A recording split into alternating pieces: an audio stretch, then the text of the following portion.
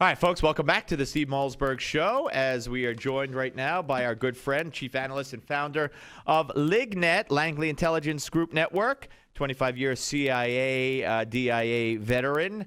Fred Fleitz joins us. Hi, Fred. Hey, Steve. Good to talk to you. Good to be here. Well, I got to tell you, every day I see dribs and drabs of more talks, no more talks. Talks are in trouble. Talks are going to take off. France is behind them. France is going to put the kibosh on them. But I am just praying very hard that we don't sell out our allies, including Israel, in the Middle East, and sell ourselves out by acquiescing. And as you put it in your piece that appeared on National Review online, defining compliance down when it comes to an agreement with Iran. I think that's right, Steve, but there is some good news, and that is the Iran stuff is good for business for LigNet. If you want to get a good analysis of the international security question, LigNet's a place to go, and it's really, we're getting a lot of subscribers. Good. Steve, what we're seeing today in Geneva in these talks with Iran is that it appears that the Iranians don't like the deal that's being offered them by the West. And in terms of Western interests in Israel and Middle East security, it's a terrible deal, but the Iranians want more. We may be in the situation where the Iranians are going to save us from ourselves.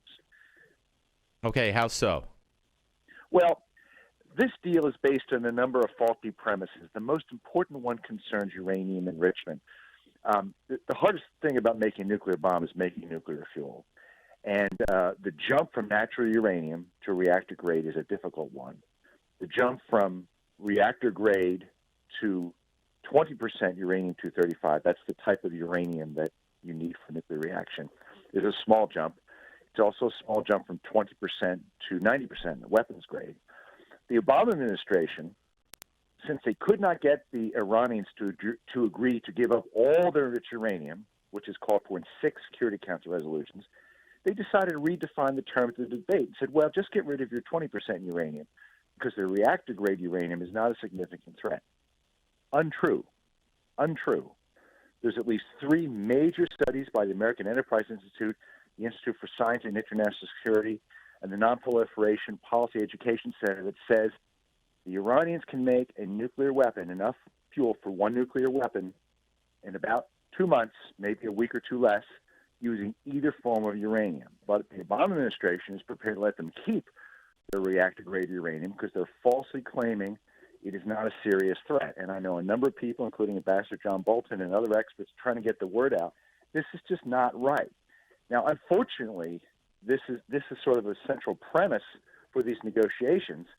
But fortunately, the Iranians want even more, and it may stop a bad deal from coming about. All right, but you ask in your column, and then you go on to answer it. So how did we get to this point? If reactor-grade uranium is such a serious nuclear proliferation threat, then why would the United States and the other nations involved in the talks give the green light?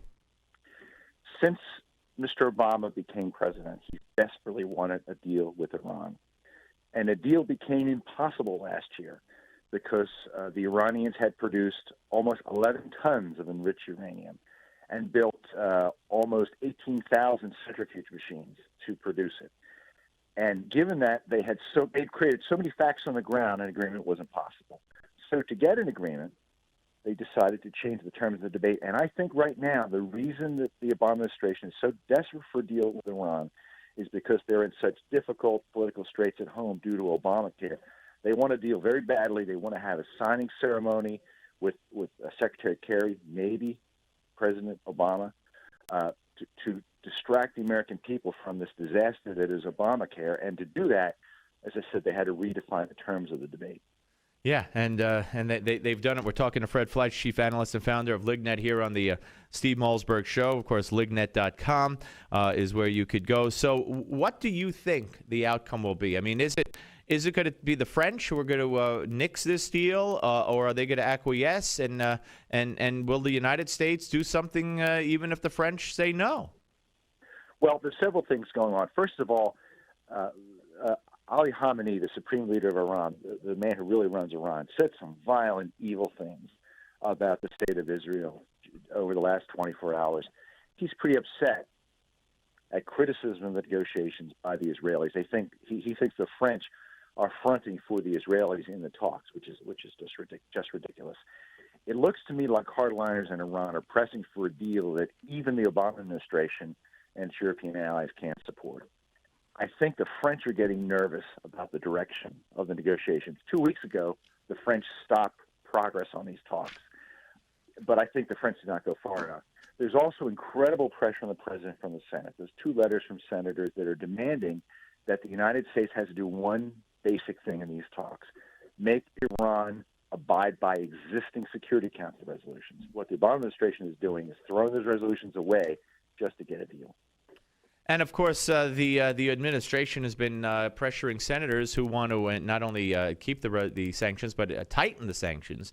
And when Susan Rice comes out and says, "Oh, we're not talking about $40 billion or whatever the amount of money is to loosen up the sanctions," I mean, how could you believe anything this administration says when we know now that, according to a whistleblower, the unemployment numbers were cooked right before the 2012 election, and the lies that were told on Obamacare. And so when Susan Rice comes out and says, "Oh, no, we have no intention of doing this or that when it comes to sanctions," how could you believe them? You can. And in this instance, they're trying to rewrite nuclear physics. The fact is that reactor-grade uranium is just as dangerous as the other type of uranium, and they're just pretending that it isn't, and a lot of people in the media aren't looking into it. Robert Menendez, the chairman of the Senate Foreign Relations Committee, co-signed a letter with a Republican attacking these talks. I think that there's real trouble in the Senate over what's going on here, but I agree with you. It's hard to take this administration seriously, especially on foreign policy. Would the Senate have to okay any deal that's reached or not? Unfortunately not. No, I didn't think so. Yeah, a treaty that needs to be ratified. Right. But I mean, how much political capital does the president want to give up for a deal that his own party may not support? Doesn't matter. He could do whatever he wants by executive order. They just got rid of the filibuster. Hugo Chavez is looking up from hell and smiling pretty. I think that's right. Fred, thank you so much for your time and your expertise, and everyone should check out LigNet, lignet.com. Thank you, sir. Thank you. Bye-bye. That's Fred Fleitz, ladies and gentlemen, chief analyst and founder of LigNet, 25 years in the CIA, DIA. When we come back, John Lott will be here. Now, he wrote a book called Dumbing Down the Courts and how politics keeps the smartest judges off the bench. Well, now we have the filibuster done away with, basically, for judicial appointees or nominees. We'll talk about it with him on the Steve Malzberg Show.